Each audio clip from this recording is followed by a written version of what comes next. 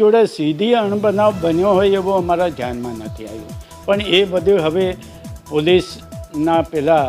એમાં બહાર નીકળશે જે હશે તે, ને ધીરે ધીરે એની બધી જ કડીઓ ખુલશે. મોટા ભાગે તો મને એ ડાઉટ છે કે રાજકીય ષડયંત્ર જ હોઈ શકે, બાકી બીજું કોઈ આ બાબતમાં કંઈ લાગતું નથી. પોલીસ મેઇન આરોપીને પકડી લીધો છે અને બીજો એક આરોપી છે એ પકડાઈ જશે આ સાંજ સુધીમાં ગમે ત્યારે. પણ પોલીસ, કારણ કે જો હજુ 24 કલાક નથી થયા તે પહેલાં મુખ્ય આરોપીને પકડી પાડ્યા છે, એટલે કામગીરી તો એમની સારી છે, એમાં કોઈ સવાલ ઊભો રહેતો નથી. નહીં તો રાતનો બનાવને અત્યાર સુધીમાં એ પકડી લીધો હોય તો એ તો એક ગામથી બીજા ગામ, એ ગામમાંથી બીજા ફળિયામાં આમ કરીને ગામડામાં તો ગામમાંથી ડુંગરીઓની પાછળ પણ સંતાઈ જાય તો ત્યાં દરેક જગ્યાએ કેમ, પણ એવી જગ્યાએ જઈને પકડી પાડવું એટલે કામગીરી એમની વ્યવસ્થિત છે. ને હું કોઈ પણ જાતનું ભીનું ન સંકેલાય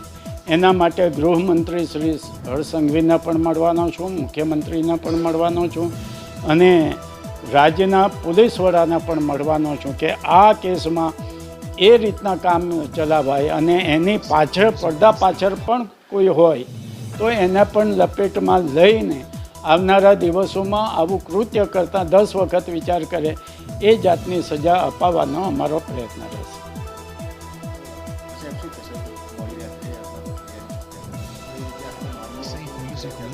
આમ કોઈની જોડે સીધી દુશ્મનાવટ હતી એવું અમારા ધ્યાનમાં નથી આવ્યું, પણ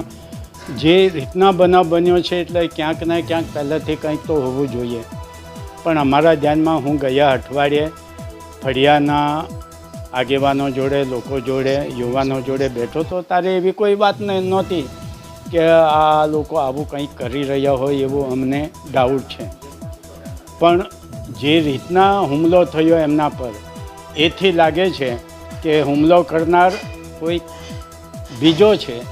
કરાવનાર કોઈ બીજો છે, પડદા પાછળ પણ કોઈ રમત રમાઈ રહી હોય એવું પણ મને ડાઉટ છે. કારણ કે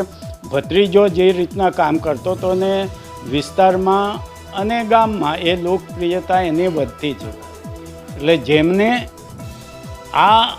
દુખતું હોય એવા લોકોએ એમને એમ લાગે કે આવનારા દિવસોમાં આ જ અમારો પ્રબળ વિરોધ એ છે તો એના માટે કદાચ એને દૂર કરવા માટેના પ્રયત્નો થઈ રહ્યા હોય એવું લાગે છે મને.